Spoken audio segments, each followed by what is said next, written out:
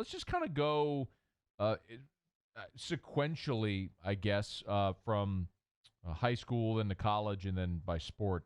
I want to start with Korey Foreman, who's, I guess, depending on what scouting service you look at, one of the top 5, maybe the number 1 player in the country. He decommitted from Clemson. What can you tell us is the story there with Foreman? So Korey Foreman is, like you said, the number top 5 consensus player in the country. He's number 1 on the 24/7 Sports Composite. He's out of California. He's a big-time defensive tackle, defensive end, depending on what scheme you're in. But for Korey Foreman, he was actually supposed to visit LSU back right before National Signing Day, and he's a 2021 prospect. And so he was supposed to visit LSU, but it visited Clemson a couple weeks before. He opted to go ahead and commit. And for Clemson, their policy, I guess, is if you commit, there's no more visits. You don't visit elsewhere. You are locked in. We've committed to you. You've committed to us. And that's why Korey Foreman's the first Clemson decommit since 2016, which is pretty incredible, actually. But he really kind of sat down and thought about it and wanted to take some more visits. And the only way to do that is to go ahead and decommit. So I think you're going to see anyone from USC, LSU, Georgia, Alabama, Clemson even. Those are a lot of the players involved in this one, kind of similar to beforehand. But he's the number 1 player in the country, depending on where you look, and he's going to be as sought after as anyone. How earnestly was LSU recruiting him before his commitment? He was, I mean, gosh, as big of a target as they've had on their board, and they were right in it, and they're rumored to be right there for him again now that he's backed off of his commitment to Clemson. Rajon Davis, who's LSU's 5-star commit right now in the 2021 class, is actually really close friends with him. Their parents are really tight. I think he has been in his ear as well for a while now, trying to get him to take that visit that he never ended up taking to LSU. And that'll go for a lot of players that are committed elsewhere at some of these top schools. But overall, I mean, LSU was after Korey Foreman as hard as anyone. So it's not just one of those situations where top player in the country, of course you want to be in on him, but it's one of those things where there's a legitimate, it seems like there's at least legitimate mutual interest between the two. Yeah, I would say so. I mean, Ed Ogeron's done a really nice job recruiting California. They were on him, years before he really blew up, and he's always was always thought to be highly touted. But I'm just talking about, right off the bat, they were involved, and yeah, I mean, he's big time, and Ed Ogeron really, really, really would love to get him on board. What about the windfall from the national championship? We know that there's a shutdown, but still coaches are. I mean, Billy, we see commitments popping like every day. Coaches have said it's never been easier to get in touch with prospects. But have they noticed sort of this windfall benefit from the national championship yet? They haven't really seen it yet, and I'll say that just because, look, I mean, last year we were watching LSU's recruiting class. It was number 1 in the country right now, I believe, depending on where you looked.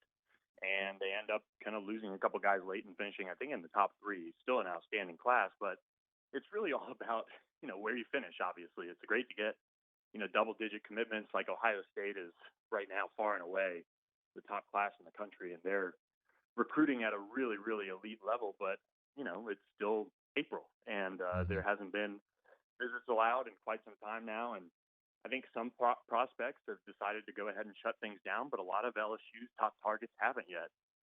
There's a lot of schools landing commitments, but LSU has kind of been, I guess, one of the surprising storylines of the spring, because you figured after a national championship they'd be rolling right now on commitments, and I do think that there's probably one in the pipeline here relatively soon, and I think we start to see LSU get some momentum. But with how late they played in the season and the White House visit taking a recruiting weekend from them, and then they had to really prioritize the 2020 class to finish out.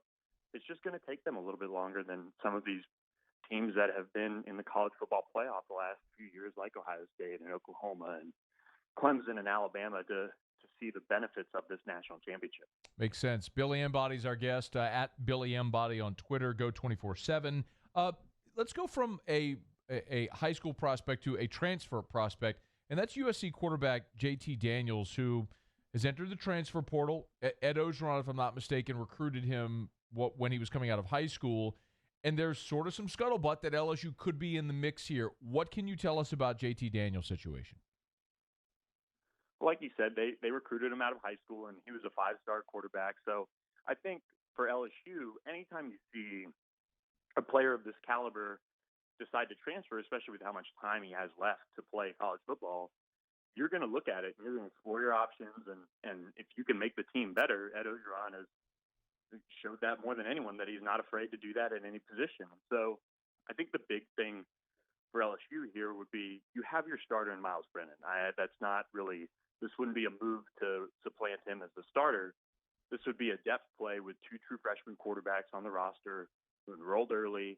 They don't have any experience. Peter Parrish's future is definitely in doubt with the team. So you add a quarterback that's played in some college football games, who's highly touted, that can help your roster. I don't necessarily think LSU is going to do that. I don't think they've gone after him as hard as, they did with Jabril Cox, but they're going to evaluate it, and they're going to, potentially keep the option open to add him if he's really serious about it. Is it just particularly with Daniels, or is that with any quarterback? I guess another way to ask it, Billy, is do you think in obviously not signing a quarterback in 2018 and then Peter Parrish's future in doubt, that would effectively be 2 classes that where you don't have a quarterback represented. Would they look to fill that gap maybe in the transfer market, even if it's not Daniels? I think they've left that option open, and it just depends on all of the different scenarios that comes with that. Who would enter the portal? And remember, we don't have spring practice where a lot of these guys probably would have transferred out at right. at the end of it. But I do think right now it would be centered around Daniels rather than just kind of looking for anyone out there. And I think it has to be the right fit and the right situation for that player. And for LSU, I would put the odds on it pretty low right now of them adding another quarterback. Got it. Billy Embody with us. Last thing before you jump. Will Wade has said he wants to add one more prospect, some more size and length. Any idea what that short list looks like, who they might be targeting? Yeah, I think another big man. And they added Josh Gray, who's a legit 7-footer. His high school coach told us that.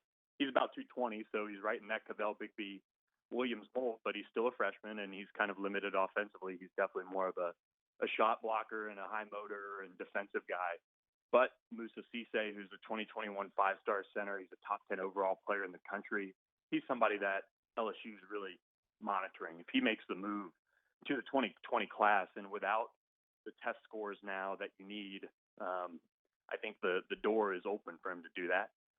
The G League is definitely a possibility for him, but he's a 5-star. He's a top 10 overall prospect in 2021, a legit 7-footer that's skilled. He's a potential lottery pick, and if they were to get him, that'd be pretty salty. So that would be for not this class, but next year's class? No, there would be the chance that he could reclassify to 2020 with the rules now that high school prospects, they don't need that SAT, that ACT score, right, as long as you had a 2-3 core going into your junior year, which would be where Moussa is at this point. So, he's certainly in the running to reclassify and potentially end up at LSU. So one more thing, Billy, and you just sparked this in my brain. Of course, we saw the news this week.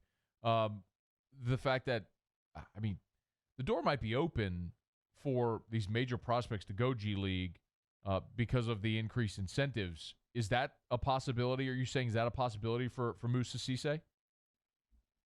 Yeah, they've actually contacted him and kicked the tires on him going straight to the pros and starting to get developed by the G League. But I think and that just shows you how big of a prospect he is nationally, and to be that young and to be that wanted by a professional, basically farm system. That's all you really need to know. And I think though the development aspect, Greg Golden, Will Wade, that whole coaching staff would be something that you can't necessarily get that everywhere, even in the G League. He is Billy Embody on Twitter at Billy Embody Geaux247. You can check out stuff there for all the recruiting info you need, football, basketball. It's all there, Geaux247. Man, we appreciate it. Thanks for the time. Be well. Anytime. Thanks, Matt. Stay safe.